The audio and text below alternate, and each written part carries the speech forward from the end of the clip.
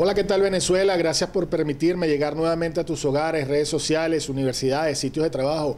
Aquí estamos de vuelta en la entrevista en lapatilla.com y en esta oportunidad agradecemos que haya asistido y esté compartiendo este espacio con nosotros al ingeniero Héctor Navarro, quien también es doctor en Ingeniería Electrónica, es ingeniero electricista graduado en la Universidad Central de Venezuela, exministro de Educación Universitaria, exministro de Ciencia y Tecnología y exministro de Energía Eléctrica. Ingeniero, muchísimas gracias por haber compartido y haber asistido acá a esta entrevista. Gracias, Daniel. Y por concedernos esta oportunidad.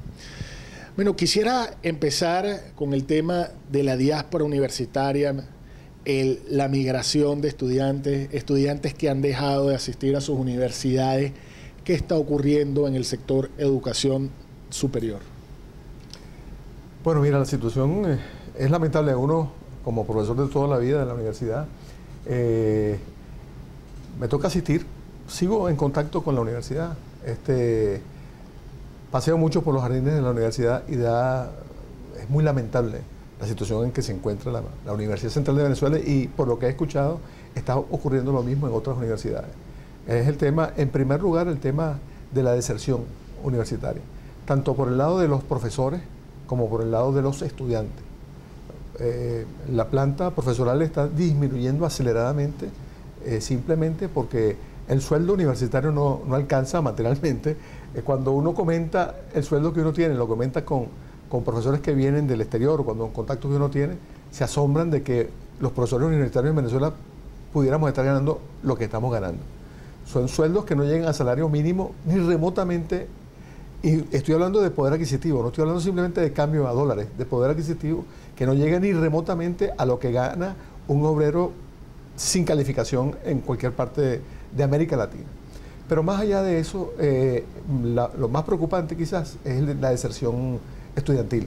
Fíjate que la última estadística que acabo de observar, de la asignación de la Oficina de Planificación del Sector Universitario para ingreso a la UCB, los estudiantes que concretaron, después de haberles sido otorgado su ingreso a la UCB, los que concretaron su inscripción en la UCB para el año 2017-2018, fue alrededor de un 50% de los que les habían otorgado la posibilidad.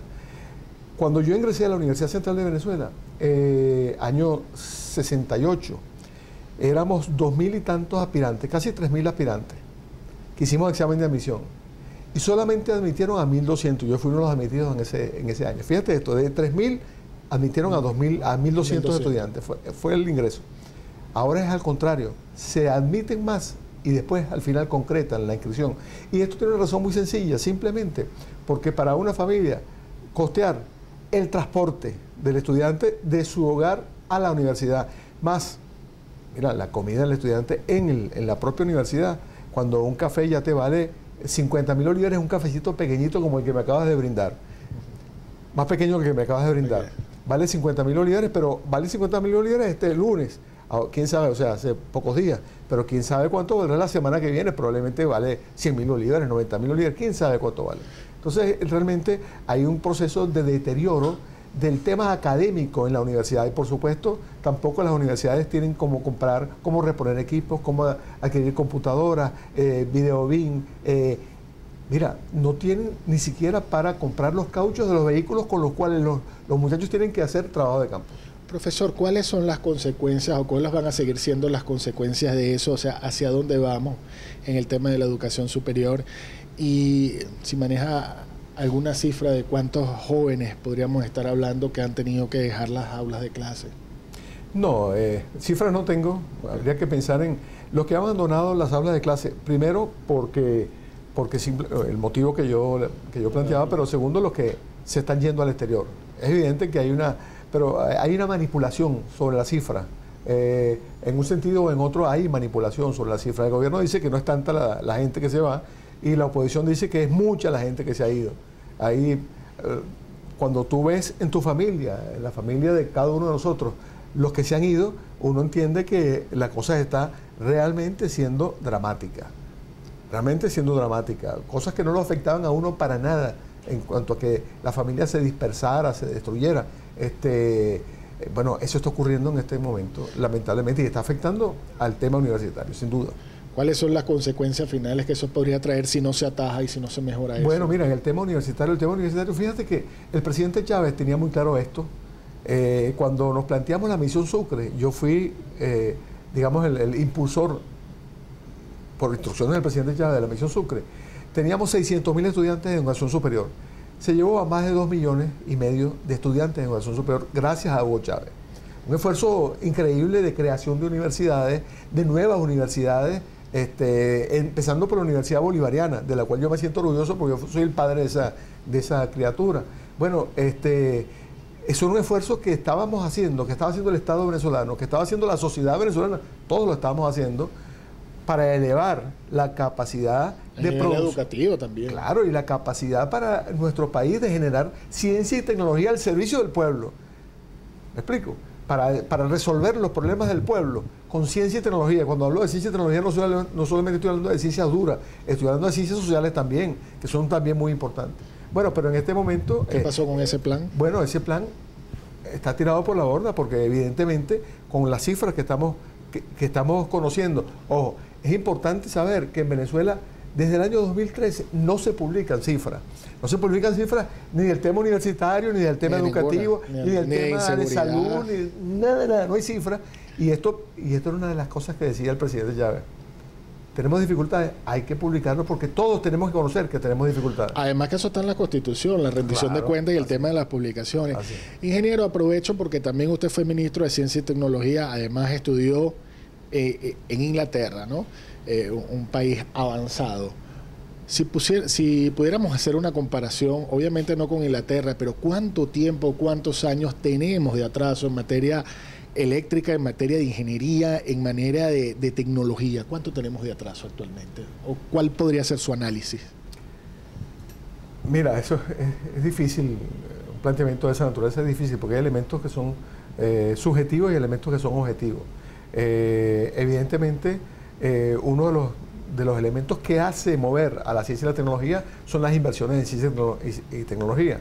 En la medida en que nos retrasamos en el proceso de inversiones en ciencia y tecnología, que probablemente se trate de identificar nichos específicos en ciencia y tecnología que crean fortaleza en un país o en una región, mejor en una región.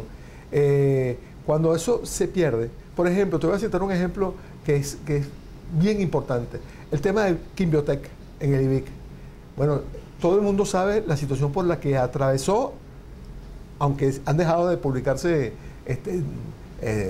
situaciones, etcétera, pero Quimbiotec estaba abandonado absolutamente. Quimbiotec, ahí se producía ciencia y tecnología, y se producía, además de ciencia y tecnología, porque es una institución vinculada al IBIC, además de eso, se producían soluciones en materia de medicina, de aplicaciones médicas, de hemoderivados, etcétera, etcétera, para resolver los problemas concretos de la sociedad. No solamente pajaritas en el aire, sino concreto, como alguien trata de calificar a la ciencia y la tecnología, sino concreta para resolver el problema de la insulina, para el problema de la atención de muchas enfermedades. Entonces, ahí se está produciendo, evidentemente se está produciendo un rezago muy grande. Recuerdo que uno de los proyectos que yo discutí con el presidente Chávez, y hay el exministro y el gobernador de Sucre, Luis Acuña, lo tiene que recordar. Bueno, estábamos en la planificación de una universidad de la ciencia, allá en los altos mirandinos. Allí había un espacio, un terreno gigantesco donde el presidente quería hacer, cercano al IBIC, donde el presidente quería fundar la Universidad de la Ciencia. Fíjate el criterio, la aplicación de la ciencia. Pero el problema está, ¿tú sabes qué? Que para sentir la ciencia y la pasión por la ciencia y ver la necesidad de la ciencia, hay que haberse cultivado. Hay que haber estudiado también. Hay que haber estudiado. Es así, tiene que gustar además, ¿no? Claro. Tiene que tener esa pasión, pues. Tiene que tener pasión, sí. Ingeniero, vamos a pasar a otro tema, el sistema eléctrico venezolano. Podríamos decir que desde hace un año, vamos a poner un ejemplo, las luces de la Cota 1000 y de la autopista Francisco Fajardo permanecen encendidas de día, de noche están apagadas, un tramo sirve, otro tramo no. ¿Qué está pasando en base a su experiencia? Mira, lo que más me asombra es de lo que está pasando.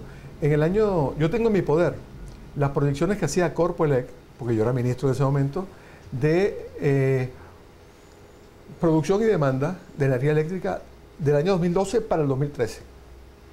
Y las proyecciones eran que, bueno, con dificultades íbamos a poder suplir la energía eléctrica de la demanda esperada para el 2013. Y que había que acelerar la conclusión de las grandes inversiones que se estaban haciendo. Estoy hablando de la planta de Santa Lucía, estoy hablando de Tocoma, un gran proyecto que estaba realizando Odebrecht. Y en el año 2012 se bajó la primera turbina. Yo estuve allí en la bajada de turbina gigantesca, un proyecto increíble. Bueno, que iba a ofrecer 2.000 y tantos, 2.300, 2.400 megavatios adicionales al sistema eléctrico, entregar al sistema eléctrico. Y otros proyectos, el proyecto de Santa Lucía, un proyecto gigantesco también. Ahí se estaban haciendo grandes inversiones y estaba la proyección. La proyección era que pasaríamos casi de 19.000 megavatios de demanda, pero que estábamos ahí cerquita. Bueno, yo me he alarmado de la poca información que surge. Es que la demanda en este momento está muchísimo, pero muchísimo por debajo, la demanda, por debajo de esa proyección que se hacía para el 2013. Claro, porque las empresas están cerradas, porque las autopistas están apagadas, porque hay apagones. Hay gente que dice en chiste que lo que hay son alumbrones, porque viene la luz de vez en cuando. En Maracaibo son alumbrones, de vez en cuando aparece la luz. Pero de resto, lo normal es que no haya luz en Maracaibo. Ingeniero, ¿podemos llegar al caos eléctrico, al colapso eléctrico?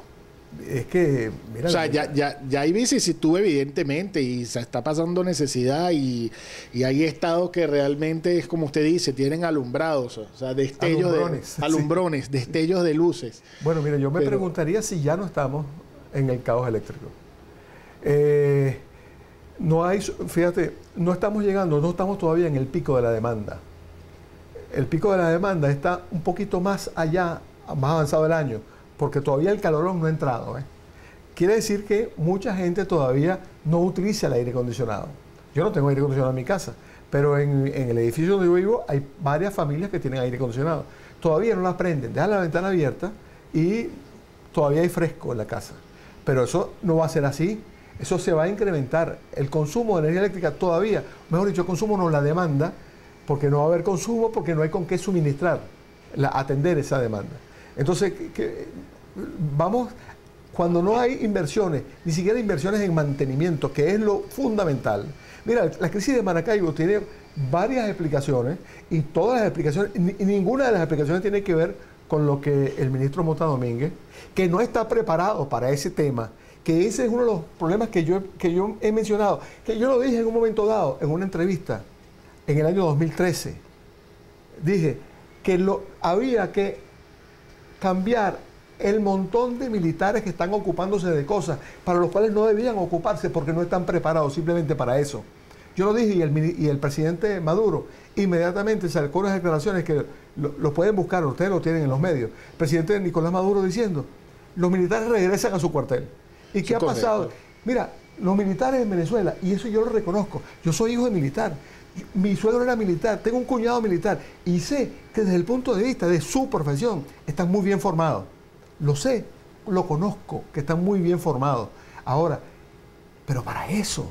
Para el área ahora, no es que un militar sirva para comprar alimentos, para negociar, para gerenciar vehículos, para la energía eléctrica, para la alimentación, ahora también para el petróleo, para las viviendas. No, no es verdad, no es verdad. Hay que tener una formación básica en las áreas en las cuales te vas a ocupar. Sin ánimos de comprometerlo, ingeniero, pero es un tema muy puntual. O sea, ¿será que el presidente Maduro no se ha dado cuenta que el señor Mota Domínguez no está preparado, que realmente hay una debacle en el sistema eléctrico? Usted que de repente puede tener todavía amigos dentro del gobierno, ¿qué se dice? ¿Por qué ese señor todavía está allí, por ejemplo? Es inexplicable, es inexplicable. Entonces, la gente ya, afortunadamente nosotros los venezolanos hacemos un chiste de cualquier cosa y nos reímos, eso creo que nos causa consuelo, ¿no? El tema, por ejemplo, se fue una iguana. Sí, una iguana, un sabotaje. Fíjate esto, mira, Daniel, cuando hay un problema, un sabotaje en una subestación, es que la subestación estaba Estaba vacía. Desguarnecida. Desguarnecida. Y porque no pones... Si se utilizan mucho las milicias, que te las utilizan para movilizarlas a las marchas en favor incluso del tema electoral, que es otro tema que hay que considerar. Y no puedes poner a un par de milicianos a cuidar ¿qué cuesta poner un par de milicianos a cuidar la subestación? O 2 guardias nacionales a cuidar la subestación. Pero en todas las subestaciones desguarnecidas y se roban los cables. A cada ratico se roban un cable. Y dejan una ciudad sin luz eléctrica y hospitales sin luz eléctrica porque se robaron un cable. ¿Y de quién es la responsabilidad que se roben los cables? A lo mejor no es de Mota Domínguez. Es del Estado. Pero es del Estado. Es del Estado. Y él representa al Estado. Claro. Y el presidente de la República tiene que conocer eso. Bueno, si tú no puedes resolver el problema eléctrico, te tienes que ir y hay que designar a alguien o a un equipo. Yo soy de los que piensa que hay que designar equipos de trabajo porque los problemas ahora se han ido complicando. Tú decías, nos estamos aproximando al caos. Interrogación. Bueno, si estamos en una situación que es grave, que no se trata... Mira, el tema de los hospitales es un tema sumamente grave, sumamente grave. Una tía mía la acaban de operar en el Domingo Luciani. Bueno, yo tuve que ir allá a buscar los frasquitos de las muestras de sangre para llevarlo de un hospital nacional, para llevarlos a un laboratorio, para que hicieran los análisis en el laboratorio, para después llevarlos a los médicos que le van a operar. Los médicos actuaron con mucho profesionalismo, como podían hacerlo. Para hacer la radiografía de la operación que tenían que hacerle, a mi tía tuvieron que llevar a mi tía a un laboratorio para que hicieran las radiografías, para llevar las radiografías a los médicos. O sea que en el Domingo Luciani, uno de los grandes hospitales de Venezuela, además un hospital concebido en la entrada, en lo que antes era la entrada de Caracas. De Caracas. Bueno, que fue un diseño interesante de eso. Bueno, no tiene para hacerle los exámenes básicos de laboratorio, no tiene para hacerle una radiografía a un traumatizado. Imagínate tú, un hospital que recibe traumatizados de... Y le puedo decir que sumado a eso no está el coronel Alexis Parra, a quien tuve la oportunidad de conocerlo y sé que es una persona eficiente y que estuvo ahí al frente de ese hospital. Lamentablemente por un accidente se encuentra ausente en ese centro de salud, pero pude ver bastantes cosas que hizo ese señor y bueno, no se encuentra en este momento. Ingeniero, vamos a pasar al tema político. ¿Qué pasó con el legado? ¿Qué pasó con la revolución? ¿Qué pasó con el avance? ¿Qué pasó con el progreso? ¿Era realmente Nicolás Maduro el que debía estar a cargo o el que debía representar al Partido Socialista Unido de Venezuela o al partido de gobierno o a los partidos de gobierno? Bueno, yo te voy a hablar ahorita no del presidente de la República, sino del candidato Nicolás Maduro. Del candidato. Del cual como venezolano tengo todo el derecho de criticarlo. ¿Ok? Aquí libertad de expresión. Aquí libertad de expresión. Sí. Nadie puede decir que estoy insultando al presidente de la República. Yo creo que, siempre lo he dicho públicamente, el presidente Chávez se equivocaba, pero me consta que rectificaba. Ahora, necesitaba de los ministros que le dijeran, no que le dijeran, sí, presidente, no, que le dijeran, presidente, eso está malo. La decisión es de él, la decisión es del presidente, pero el ministro tiene la obligación de decirle, presidente, que estamos equivocados. Y a mí me pasó varias veces. En un par de oportunidades le renuncié al presidente Chávez. Y después él mismo me llamó y me dijo, no, tú tenías razón. O sea, el ministro tiene que decirle al presidente, al final, repito, la decisión es del presidente, no hay problema, pero el ministro tiene que decirle. Ahora, el presidente Chávez podía rectificar, pero este error, aquí cometió un grave error, del cual no había posibilidad de rectificar. Pero el error estaba inducido por una cooptación que se produjo desde el momento en que el presidente Chávez se enfermó. Empezó a producirse una cooptación, y más cuando estuvo en La Habana, donde muy poquitos lo visitaban, y toda la información que recibía era a través de esos que lo visitaban. Ahí, por supuesto, le indujeron al presidente Chávez a que cometiera un error. Pero ese error también estaba condicionado por una razón, porque el presidente Chávez me lo dijo a mí, y yo lo he comentado en varias oportunidades. Me lo dijo a mí personalmente, me dijo, Héctor, yo no me voy a morir. En una oportunidad que estaba yo frente al cadáver de un amigo común. Y el presidente me llamó, yo estaba en el velorio del amigo común, y el presidente Chávez me llamó, me preguntó, Héctor, ¿dónde estás? Le dije, estoy aquí al lado del cadáver de mi amigo Juan de Jesús Montilla, de nuestro amigo Juan de Jesús Montilla. Me dijo, por eso te estoy llamando. Entonces él notó que yo me sentí mal. ¿Por qué? Porque estaba él enfermo, sentía que un amigo que se me iba, y estaba al lado de un amigo que se me había ido, un amigo querido se me había ido. Y el presidente Chávez notó esa esa situación y me dijo, Héctor, yo no me voy a morir, pásame fulanita, a la esposa a Mireya, la esposa de Juan de Jesús Montilla, se la pasé. Chávez no pensaba que se iba a morir. Todo ser humano, en la peor circunstancia, tiene la esperanza de que ese es nuestro fin. Claro, así es. ¿Y qué pasó entonces? ¿Qué le pasa al señor Maduro? ¿No quiere escuchar? ¿No quiere rectificar? El señor Maduro no quiere... estaba en capacidad de asumir las riendas de un país. Punto. Y estoy criticando al que aspira a ser de nuevo presidente de Venezuela. No está en capacidad. Y con esto no estoy parcializándome por ninguna opción. No, por ninguna opción. Totalmente tácito su comentario. Así es, así es. Pero el presidente Nicolás Maduro no está en capacidad. Y los venezolanos que hemos seguido el discurso de Nicolás Maduro desde el 2013 hasta hoy, donde ofrece que mañana sí vamos a empezar a resolver el tema económico. Esa oferta del presidente Nicolás Maduro que ahora nos dice... Después de 13 decretos de emergencia, además, cabe destacar. Ahora nos dice que cuando lo elijamos, cuando lo elijamos, como si él ahorita fuese candidato y no fuese presidente, cuando lo elijamos, él va a resolver el tema eléctrico, lo acaba de decir. Lo acaba de decir. Eso es imposible. ¿Eso era lo que quería el presidente Chávez realmente? No, de ninguna manera, y por eso digo, cometió un error, inducido ese error, pero además porque él pensaba que no se iba a morir. Y el resto de los demás que lo acompañaban, ¿por qué se considera Héctor Navarro disidente en este momento del partido de gobierno? Bueno, no, los disidentes, bueno, del PSUV, por supuesto, yo fui fundador del PSUV. A mí me expulsaron del PSUV en el año 2014. Me expulsaron, me llegó la notificación de expulsión del PSUV el día antes de que se reuniera la Dirección Nacional del PSUV para expulsarme.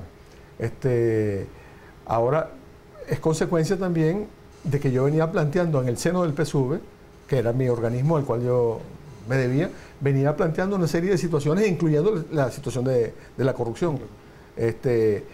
Porque un partido, yo soy un socialista convencido, pero creo que el socialismo es primero un profundo humanismo. Y no puede haber un profundo humanismo si tú no tomas en cuenta las opiniones de los seres humanos. Tú no puedes tomar decisiones que afecten a la especie humana si eres un humanista y si eres un socialista. Y ese fue uno de los errores del llamado socialismo real, o realmente existente, como han planteado algunos. El planteamiento del presidente Chávez, por eso él decía socialismo del siglo XXI, porque estaba buscando una vía a ese planteamiento profundamente humanista, profundamente democrático del socialismo originario, y superar las trabas del socialismo. Ingeniero, ya tenemos que irnos despidiendo, pero no quisiera hacerlo antes que me dé su análisis o su consideración sobre el tema electoral. Realmente aquí no se trata de llamar o no llamar a votar, simplemente están dadas las condiciones para unas elecciones transparentes, están dadas en Venezuela, tenemos los sistemas, es realmente el presidente Nicolás Maduro quien debe volver a gobernar Venezuela. ¿Hacia dónde va Venezuela de ganar, de permanecer el presidente Nicolás Maduro? Bueno, si la tendencia sigue como va, y no hay nada que indique que eso va a cambiar, a pesar de que el presidente Nicolás Maduro acaba de ofrecer, repito, públicamente, creo que fue en Carabobo hace 2 o 3 días, dijo, elíjanme a mí, que ahora sí vamos a resolver el tema. Pero además, voten por mí, pero yo les voy a cobrar. Lo cual es, al que vote por él, él le va a cobrar. Al que haya recibido beneficios del Estado, tiene que votar por él. Lo cual deja mucho que desear de parte de un presidente, porque él es el presidente de todos los venezolanos. La señora que sale agradeciendo la vacuna, gracias Maduro, presidente Maduro, por haberme vacunado a mi niño, esa señora no sabe lo que está diciendo, porque el presidente Maduro está obligado a vacunar a ese muchacho. Ese es un deber del presidente Maduro. Lo que hay es que cobrarle cuando los niños no son vacunados. Eso es lo que habría que cobrarle a ese presidente y a cualquier presidente. Cuando los niños no son vacunados, cuando los niños no reciben, cuando en los hospitales no hay insulina, cuando en los hospitales no hay anticonvulsivos, etcétera, etcétera, etcétera. Habría que cobrarse. De manera que esa tendencia yo creo que es irreversible. Ahora, el tema electoral, repito, yo en este momento no veo una solución desde el punto de vista desde el punto de vista de una candidatura en particular. No veo una solución. Ahora, lo que sí sé es que no habiendo tinta indeleble, no va a haber tinta indeleble. Desde que no hay tinta indeleble, ahí puede pasar cualquier cosa. Cualquier cosa. Y lo demostró Andrés Velázquez cuando hizo la denuncia. Yo tuve oportunidad de ver las planillas que mostró, las salidas de las actas que publicó Andrés Velázquez, y las que estaban en el CNE, y son distintas. O sea, lo que publica el CNE es distinto y totaliza el CNE es distinto de lo que arrojaron la máquina allá. Entonces uno se pregunta, en alguna parte hubo un cambio. El CNE admitió la demanda de Andrés Velázquez, pero ahí no ha pasado nada. El que está gobernando sigue siendo el otro. ¿Y qué pasó con los diputados del Amazonas cuando las elecciones para la Asamblea Nacional? ¿Qué pasó con esos diputados? Anularon la elección de los diputados, pero Amazonas se quedó sin diputados. ¿Y cómo funciona una democracia? Tiene 2 años y pico sin diputados. ¿Y qué pasa ahí? ¿Qué pasa ahí? Eso no es una responsabilidad del Estado garantizar que la gente del Amazonas tenga su representación en la Asamblea Nacional. No pasa nada, fíjate que no pasa nada. Y no hay información sobre eso. Entonces, estamos hablando de una situación en la cual yo lo que pienso es que si a mí me preguntan qué voy a hacer yo, qué va a hacer Héctor Navarro, yo voy a votar nulo. Yo voy a votar nulo, simplemente porque no tengo un candidato. Pero yo le diría a la gente, mire, de los candidatos que usted ve, que están ahí disponibles, incluyendo a Nicolás Maduro, revise con qué se compromete realmente. En el caso de Nicolás Maduro, puede decir cualquier cosa, pero no se va a comprometer con nada, porque bueno, se va a comprometer con lo que está pasando, con el desastre del arco minero de Orinoco, con la entrega de la faja del Orinoco, con un gobierno que es un gobierno que en realidad es de Nicolás Maduro, de Padrino López, de Cisneros, de Osvaldo Cisneros, que está recibiendo grandes prebendas, el grupo Cisneros, grandes prebendas por parte del Estado venezolano. Eso está pasando en este momento. Estamos hablando de una oligarquía que se apoderó del poder y que pretende hacer del poder el uso que más le conviene. Eso es lo que está pasando en Venezuela en este momento. ¿Destruyeron el legado? Absolutamente, absolutamente. Esto no tiene nada que ver con el legado de Hugo Chávez. Muchísimas gracias al ingeniero y profesor Héctor Navarro por haber compartido estos minutos acá en la entrevista por La Patilla. Espero que en una oportunidad podamos conversar nuevamente. El tiempo es oro y tenemos que también respetar a la audiencia. Sin embargo, bueno, muchísimas gracias por haber asistido acá a La Patilla y espero que en una próxima oportunidad pueda volver a estar con nosotros. Trabajamos en este espacio Eduardo Ríos y quien tuvo el placer de haberlos acompañado, Daniel Guillermo Colina. Saque usted sus propias conclusiones. Hemos llegado al final de este espacio y será hasta una próxima oportunidad.